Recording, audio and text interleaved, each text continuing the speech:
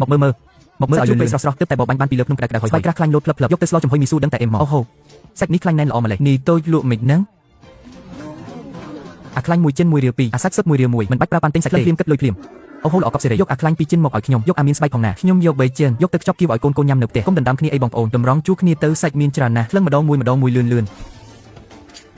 ពីចិនពីខាំគិតតែលុយពីចិនបានហើយ2រៀល4កាក់មិនបាច់ប្រើប៉ាន់ទេបានសាច់ខ្លាញ់ល្អបែបនេះពិតជាកប់សេរីមែនទីជួឲ្យលក់ដាច់លឿនខ្លាំងណាស់បើនៅតែបែបនេះលុយ330រៀលច្បាស់ជាគ្រប់លឿនហ្មងបងអូនប្រុសសាច់ដែលនៅសល់ទាំងប៉ុន្មានខ្ញុំមកទាំងអស់ចុះបងអូនអាចបញ្ចុះតម្លៃឲ្យបានទេគិតស្មានតែក្នុងមួយរៀលមួយពីចំហៀងទៀតយកទៅញ៉ាំជួយទាំងអស់ទាំងអស់មែនទេបានតាធ្វើការរហ័សរហួនល្អណាស់ខ្ញុំមកពីអាហារដ្ឋាននៃស្ថានចិញ្ចឹមមាន់ទី2របស់ខ្ញុំតែខ្វល់រឿងគ្មានសាច់ធ្វើម្ហូបឲ្យកកម្មករញ៉ាំក្នុងថ្ងៃចូលឆ្នាំស្លឹងឲ្យខ្ញុំទាំងអស់មក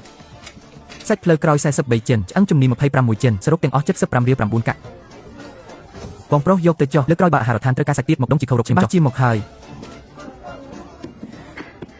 ទីជូទីមើលថាពួកយើងលក់បានប៉ុន្មានដែរ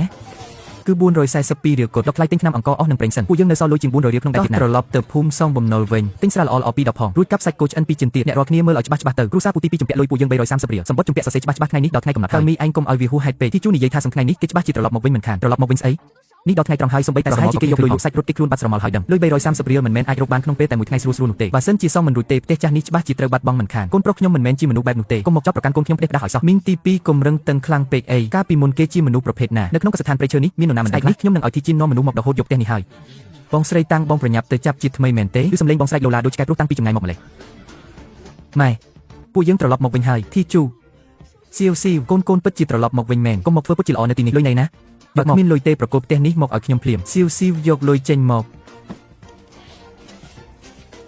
កអូហូលុយក្រដាស10រៀលក្រាស់ខ្មឹកបែបនេះច្បាស់ជាមានរាប់រយរៀលហើយមើលទៅកុំប្រញាប់ពេកអីលុយក្រដាស10រៀលចំនួន33សន្លឹកគឺ330រៀលកូដមិនខ្វះសំបីតែមួយកាក់លុយនៅទីនេះហើយយកលិខិតជំពាក់បំណុលមកហែកចោលនៅចំពោះមុខភ្លាមមកអញប្រកូលលុយឲ្យខ្ញុំសិនមកចាំខ្ញុំប្រកូលលិខិតនោះឲ្យអញតាមក្រោយត្រូវប្រកូលលិខិតមកមុនទើបបានលុយតាមក្រោយបងស្រីតាំងបងយកច្បាស់ពីច្បាប់ទម្លាប់ហើយមែនទេមនុស្សច្រើនណាស់កំពុងមើលកុំមកធ្វើរឿងលិខិតសន្យាឲ្យគាត់សិនទៅលុយមិនរត់បាត់ទេគង់តែបានដល់ដៃអញដែរនឹងមើលឲ្យច្បាស់ទៅកុំមកនិយាយថាខ្ញុំប្រឡាស់បោកប្រាស់ឲ្យសោះអ្នករាល់គ្នាជួយធ្វើដឹងវាផងសងអស់330យន្តរួចរាល់ហើយណាលិខិតជំពាក់មួយសន្លឹកនេះទុកជាមកចាប់ពីថ្ងៃនេះទៅរួចខ្លួនហើយទីបំផុតបានរួចខ្លួនហើយទៅឲ្យឆ្ងាយទៅហេះចាប់ទុកថាអញសំណាងល្អចុះអាឡអទីជួផ្លាស់ប្ដូរខ្លួនពិតមែនហើយណាចេះបបាញ់ទាំងរកលុយបានរាប់រយយន្តក្នុងមួយថ្ងៃទៀតពូកែអីក៏មើលទៅគ្រូសាតកូលហ៊ានលើកនេះដឹងតែបានងើបមុខមាត់ឡើងវិញហើយល្អណាស់ទីបំផុតអាចរក្សាផ្ទះដូនតាទុកបានហើយពុករបស់ឯងនៅលើក្រែក៏អាចគេងលក់ស្រួលចិត្តដែរម៉ែមិនត្រឹមតែអាចរក្សាផ្ទះដូនតាប៉ុណ្ណោះទេណាទៅថ្ងៃមុខខ្ញុំនឹងសង់ផ្ទះអាធំស្កឹមស្កៃជូនម៉ែចូលទៅក្តៅក្នុងផ្ទះមុនសិនទៅណាក្រោយត្រជាក់ណាស់ពួកឯងទាំងពីរក៏ប្រយ័ត្ននឹងនេះដែរណាធ្វើការរួចរាល់ហើយប្រញាប់ចូលញ៉ាំអីក្តៅក្នុងផ្ទះទៅបំណុលចាស់សង់អស់ហើយក្នុងដៃពួកយើងនៅសល់លុយជាង200យន្តទៀតណោះចុះប្រេងកង្កែបប្រៃដែលបងនិយាយមុននឹងត្រូវធ្វើម៉េចទៅវិញពេលនេះមិនទាន់អាចចូលព្រៃផ្ដេសផ្ដាស់បានទេត្រូវតែឈប់ធ្លាក់ថ្មីបើទឹកទន្លេមិនទាន់ក៏ល្អទេធ្លាក់ចូលទៅគឺសៃធំមិនខានចុះពួកយើងត្រូវរងចាំអីទៀតទៅហ្វូងកង្កែបព្រៃវានឹងហែតាមចរន្តទឹកស្ទឹងទៅផ្នែកខាងក្រោមហើយលូនចូលទៅក្នុងចន្លោះពេលដែលធ្លាក់ទៅតែឈប់ថ្មីជាពេលដែលពួកវាប្រមូលផ្ដុំគ្នាបំផ្លាស់ទីលំនៅហើយដូចនេះមិនបាច់ហត់ដើររកពេញព្រៃភ្នំនោះទេគ្រាន់តែចាំស្ទាក់នៅចន្លោះក្នុងផ្នែកខាងក្រោមស្ទឹងគឺបានហើយមែនទេនៅម្ដុំស្ទឹងស្ងាត់ជ្រុងឯណោះមនុស្សមិនសូវមានទេតែមានកន្លែងដ៏ល្អបំផុតហើយចុះប្រេងកង្កែបព្រៃនឹងមានតម្លៃជាងសាច់ជ្រូកព្រៃមែនហ៎សាច់ជ្រូកព្រៃគ្រាន់តែជួយដោះស្រាយបញ្ហាចំពោះមុខបានតែប្រេងកង្កែបព្រៃនេះទេទើបជាកំណត់ទ្រព្យជួយឲ្យពួកយើងមានបានពិតប្រាកដបើអញ្ចឹងខ្ញុំទៅជាមួយបងដែរព្រឹកស្អែកខ្ញុំនឹងរៀបចំខ្សែក្រចៅនិងស្បៀងអាហារឲ្យរួចរាល់ព្រឹកព្រលឹមស្អែកពួកយើងនឹងទៅស្ទឹងហួងស៊ីលើកនេះពួកយើងទៅរកអាវក្រោះមាសពិតប្រាកដហើយទីជូមកញូមីអេក្តៅសិនមករៀបចំប្រដាប់ប្រដាទាំងព្រឹកព្រលឹមបែបនេះបំរុងនឹងចូលព្រៃភ្នំមែនទេថ្ងៃនេះខ្ញុំនឹងទៅរកកំណប់ទ្រព្យពិសេសបើរកឃើញវិញរដូវរងានេះពួកយើងលេងខ្វល់ខ្វាយរឿងខ្វះលុយទៀតហើយកំណប់អីទៅទន្លេនៅខាងក្រោយភូមិនឹងកក់ឡើងរឿងកំព្រឹសទៅហើយបងនៅចង់ចុះទៅស្រង់យកស្អីទៀតទន្លេធំមិនកើតទេទឹកហូរខ្លាំងថែមទាំងមានខ្សាច់និងថ្មច្រើនមិននៅទីនោះឡើយថ្ងៃនេះពួកយើងនឹងទៅស្ទឹងខ្មោចនៅប៉ែកសាននៃភូមិខ្មោចនឹងកាចាស់បុរាណនិយាយតែកៅថាកន្លែងរដូវរងាខ្លាំងស្ទើរហើយឯរដូវក្តៅវិញទឹកត្រជាក់នរណាម្នាក់ចង់ទៅទីនោះតែរដូវរងាវាមិនក៏នឹងហើយទើបមានរបស់ល្អនៅខាងក្រោមព្រោះវាមានប្រភពទឹកយ៉ាងច្រើនណាស់ក៏ត្រឹមតែស្រទាប់ស្ដាងស្ទឹងសម្បូរទៅដោយភក់និងមានអាហារធម្មជាតិជាច្រើនអញ្ចឹងហើយទើបហ្វូងកង្កែបព្រៃនាំគ្នាសំងំក្រោមដុំថ្មដើម្បីឆ្លងកាត់រដូវរងាមែនទេក៏កន្លែងនោះហើយជាឋានសួគ៌សម្រាប់រដូវរងារបស់ពួកវាបើអញ្ចឹងបងដើរយឺតបន្តិចទៅខ្ញុំដើរតាមដានជើងរបស់បងកុំដើរចេញក្រៅផ្លូវឲ្យសោះណានៅក្រោមគំនរព្រៅមានថ្មអិលបើឆ្លោះជើងដឹងតែពិបាកមិនខានផ្លូវនេះពិបាកដើរខ្លាំងណាស់តើចុះស្ទឹងខ្មោចនឹងនៅឆ្ងាយទៀតអត់ឬនៅសំឡេងទឹកហូរនឹងដល់ហើយពិតជាមិនកកមែនតាធាតុអាកាសត្រជាក់យ៉ាងនេះតែទឹកនៅតែហូរទៅរួចទៀតរកឃើញកន្លែងត្រូវហើយស៊ីអូនចាំមើលនៅលើគុកចង់សុំចុះទៅពិនិត្យមើលសិនទឹកជ្រៅលិចត្រឹមជង្គង់ទៅហើយប្រយ័ត្នទៅអើដួលណាមិនអីទេត្រជាក់បន្តិចមែនតែបងទ្រាំបានហឹបមានរបស់ហើយពិតជាមានរបស់ល្អមែនចាប់បានមញីពីរហើយអូហូធំយ៉ាងនេះប្រញាប់ដាក់ក្នុងកន្ត្រកទៅមើលចុះពូរបស់វាប៉ោងធំខ្លាំងណាស់ពេលនេះខែវិច្ឆិកាហើយពួកវាសងំដេកលក់គ្មានកម្លាំងកំហែងអីទេគ្រាន់តែក្រឡាប់ថ្មឡើងហើយស្រង់តាមទឹកគឺបានការហើយ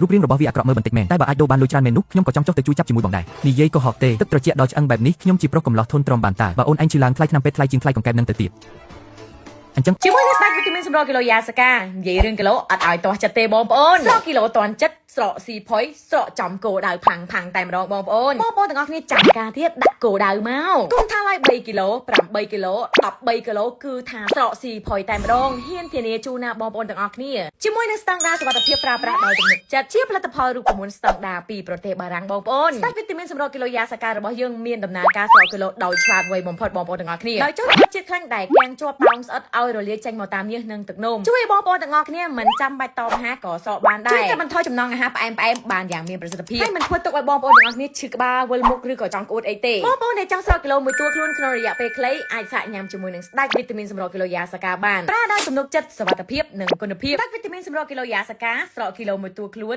រាងស្លីមស្អាតជឿជាក់គ្រប់2នាទី Slim and confident with Yasaka body shape អូនចាំទទួលនៅក្បែរមាត់ច្រាំងបើត្រជាក់ខ្លាំងត្រូវឡើងមកភ្លាមណាធ្វើចរិតខ្លាំងពូកែអីដឹងហើយខ្ញុំដឹងប្រមាណខ្លួនហើយថ្ងៃនេះពួកយើងនឹងយកទ្រព្យសម្បត្តិលាក់ទុកក្នុងព្រៃទៅផ្ទះហើយសៀវស៊ីទទួលយកទៅមួយសម្បុកនេះយ៉ាងហោចណាស់ក៏5មួយក្បាលដែរចូលកន្ត្រកអស់ហើយកុំប្រញាប់ពេកខ្ញុំរៀបចំដាក់កន្ត្រកតន្ទេមួយក្បាលនេះយ៉ាងហោចណាស់ក៏ធ្ងន់2ខាំដែរពុះធំប៉ោងបែបនេះសុទ្ធតែជារបស់ល្អលេខ1ហើយទីជួអានឹងពិតជាអាចលក់បានថ្លៃខ្លាំងមែនណាស់មិនមែនអ្នកភូមិយើងតែងតែយកវាទៅបំពងសាញ់ញ៉ាំទេក៏យកទឹកជាមួយដំឡូងបារាំងមួយឆ្នាំអ្នកភូមិមិនដឹងថាវាមានតម្លៃទេពួកអ្នកខាងត្បូងហៅប្រេងក្នុងពោះវាថាសៀវហាកៅពួកអ្នកមានយកវាទៅញ៉ាំដើម្បីបំពន់រាងកាយនិងថែរក្សាសម្រស់ចុះវាអាចលក់បានថ្លៃប៉ុន្មានទៅបើរបស់ល្អតែមួយខាំប្រេងសៀវហាកៅនេះអាចលក់បានរាប់រយយ៉នឯណោះឥឡូវនេះគឺឆ្នាំ1980ផ្លូវធ្វើដំណើរនៅតំបន់យើងមិនសូវស្រួលទេមាននរណាដឹងតម្លៃទីផ្សារឡើយបាននរណាដឹងប្រភពទំនិញនិងកន្លែងលក់មុនអ្នកនោះប្រៀបដូចជាអបអណ្ដូងរ៉ែមាសអញ្ចឹងពួកវានឹងមិនមែនជាកង្កែបធម្មតាទេវាជាមាសទឹកខ្ចីដ៏មានតម្លៃមែនទេពិតមែនហើយមាសទឹកខ្ចីថ្ងៃនេះចាប់បានកាន់តែច្រើនថ្ងៃស្អែកគ្រួសារយើងនឹងកាន់តែមានលុយកាក់មួយកន្ត្រកពីរកន្ត្រកហើយធីជូនេះជិត100គីឡូហើយដឹងកុំចាប់ទៀតអីជើងបងក៏អស់ហើយរកមើលពី3កន្លែងទៀតសិនមិនប្រកាសថាអាចមានមួយសម្បុកទៀតទេឡើងមកវិញភ្លាមលុយសំខាន់ជាងឬជីវិតសំខាន់ជាងកុំយំអីខ្ញុំឡើងមកវិញហើយតាមនុស្សឈួតនេះប្រាប់ហើយថាត្រជាក់កុំទ្រាំបើត្រជាក់ខ្លាំងរហូតឈឺតែធ្វើមិនទៅខ្លួនខ្ញុំក្តៅដូចភ្លើងមិនអីទេមើលចុះរបស់ល្អពេញកន្ត្រកតែម្ដងពួកយើងមកក្នុងព្រៃលើកនេះពិតជាមានតម្លៃណាស់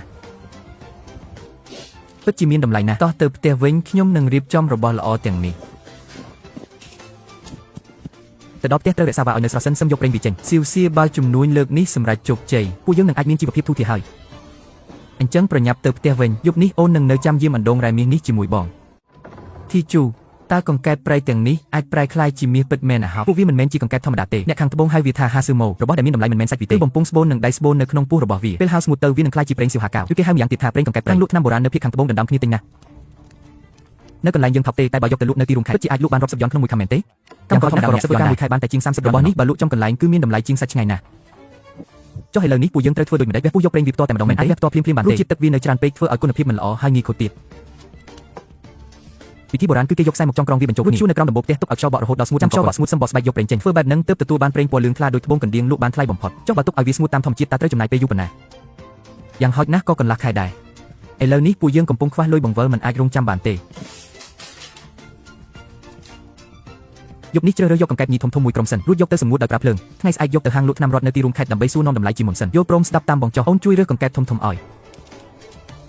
ង្កែបណាដែលពុះវាពណ៌លឿងប៉ោងគឺជាកង្កែបញីចំណែកកង្កែបតូចដែលពុះពណ៌គឺជាកង្កែបឈ្មោះមែនទេពិតមែនហើយមានតែកង្កែបញីទេទើបមានប្រេងរើសខុសតែមួយក្បាលក៏ខាត់ពេកដែរនេះមិនមែនជាកង្កែបធម្មតាទេនេះវាជាដុំលុយសុទ្ធហ្មងលុយគឺលុយហើយតែរបស់កាន់តែមានតម្លៃកាន់តែមិនត្រូវឲ្យអ្នកក្រៅដឹងទេយប់ជ្រៅណាស់ហើយនៅមកទៀតហ្នឹងស៊ូ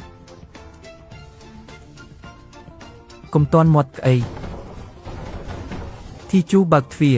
បងជីដូនមួយធំរបស់ឯងនឹងណ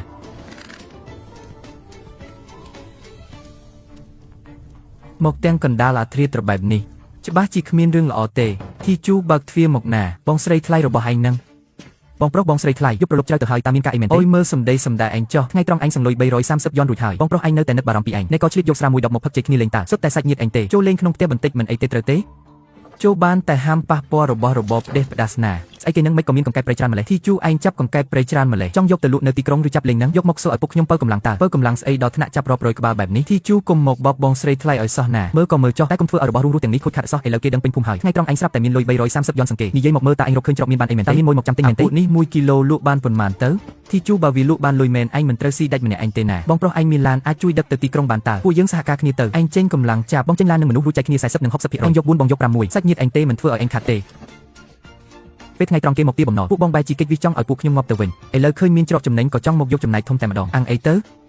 តើឯងជាស្អីដែរទៅគ្រាន់តែជាអ្នកក្រៅអំបូរធ្លាក់ខ្លួនម្នាក់ហ៊ានមកលូកដៃចូលរឿងគ្រួសារតកូលហានយើងផងធីជូឯងកុំចាញ់បោកមេស្រីកញ្ជ្រោងមកពីក្រុងនេះឲ្យសោះណាបងប្រុសជីដូនមួយឯងនេះទើបជាបងបង្កើតពិតប្រាកដឈាមជានិច្ចការគឺខាប់ជាងទឹកល្មមហើយបងស្រីថ្លៃលុយ330យន់កាលពីថ្ងៃត្រង់ខ្ញុំសឹងអស់ហើយទៅថ្ងៃមុខទោះជាខ្ញុំមានបានឬដើរសំទៀនក៏គ្មានពាក់ព័ន្ធនឹងពួកបងដែរចំណែករឿងរកស៊ីចូលគ្នាគ្មានផ្លូវទេធីជូអញកុំចង់បានមុខហើយមិនយកឲ្យសោះរបស់របរក្នុងព្រៃភ្នំនេះជាសម្បត្តិរដ្ឋទាំងអស់អញហ៊ានលួចចាប់របស់ក្នុងព្រៃច្រើនបែបនេះយកទៅលក់គេហៅថាធ្វើចំនួនខុសច្បាប់ហានធីជីនបងឯងចង់ធ្វើស្អីហ្នឹងបើបងទៅប្តឹងនៅស្នាក់ការរដ្ឋបាលព្រៃឈើខ្លួនឯងទៅតែចេញពីគុកសោះខ្លាចតែត្រូវចូលទៅដេកគុកប៉ុន្មានឆ្នាំទៀតទេដឹងឬនៅបើព្រមព្រៀងសហការគ្នានៅពេលនេះនៅតាន់ពេលណាចង់ទៅប្តឹងក៏ទៅចុះចុចខាងក្រោមដើម្បីទស្សនាភាពពេញជាមួយនឹងស្ដេចវីតាមីនសម្រស់គីឡូយ៉ាសាកានិយាយរឿងគីឡូអត់ឲ្យទាស់ចិត្តទេបងប្អូនស្រកគីឡូតន់ចិត្តស្រកស៊ីផុយស្រកចំគោដៅផាំងតែម្ដងបងប្អូនទាំងអស់គ្នាចាំការទៀតដាក់គោដៅមកគុំថាឡើយ3គីឡូ8គីឡូ13គីឡូគឺថាស្រកស៊ីផុយតែម្ដងហ៊ានធានាជូនណាបងប្អូនទាំងអស់គ្នាជាមួយនឹងស្តង់ដារសុវត្ថិភាពប្រើប្រាស់ដោយទំនុកចិត្តជាផលិតផលរូបមន្តស្តង់ដារពីប្រទេសបារាំងបងប្អូនស្ដេចវីតាមីនសម្រស់គីឡូយ៉ាសាការបស់យើងមានដំណើរការស្រកគីឡូដោយឆ្លាតវៃបំផុតបងប្អូនទាំងអស់គ្នាដោយចូលជាតិខ្លាញ់ដែលគាំងជាប់តោងស្អិតឲ្យរលាយចេញមកតាមញើសនិងទឹកនោមជួយបងប្អូនទាំងអស់គ្នាមិនចាំបាច់តបអាហារក៏ស្រកបានដែរជួយកាត់បន្ថយចំណង់អាហារផ្អែមបានយ៉ាងមានប្រសិទ្ធភាពហើយមិនធ្វើទុកឲ្យបងប្អូនទាំងអស់គ្នាឈឺក្បាលវិលមុខឬក៏ចង់ក្អួតអីទេបងប្អូនដែលចង់ស្រកគីឡូមួយតួខ្លួនក្នុងរយៈពេលខ្លីអាចសាកញ៉ាំជាមួយនឹងស្ដេចវីតាមីនសម្រស់គីឡូយ៉ាសាកាបានប្រើដោយទំនុកចិត្តសុវត្ថិភាពនិងគុណភាពស្ដេចវីតាមីនសម្រស់គីឡូយ៉ាសាកាស្រកគីឡូមួយតួខ្លួនរាងស្លីមស្អាតជឿជាក់គ្រប់2នាទី Slim and confident with Yasaka Body Shape.